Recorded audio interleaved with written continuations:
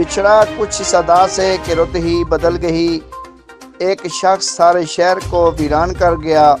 انتہائی افسوسناک خبر سے آپ کو آگاہ کرتے ہیں، گلیات کے علاقہ توحید آباد پسالہ سے سردار محمد اشرف کا جوان سالہ بیٹا سردار مبین اشرف اچانک انتقال کر گیا، جس کی خبر سن کر پورا علاقہ غم میں ڈوب گیا اور فضا سوگوار ہو گئی۔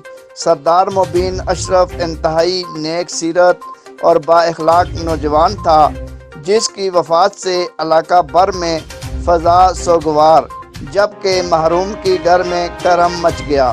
علاقہ بھر میں نوجوان کی موت سے ہر آنکھ اشکبار ہے اور محروم کی مغفرت کے لیے دعا گو ہے۔ سردار سعید ایوبیہ توحید آباد۔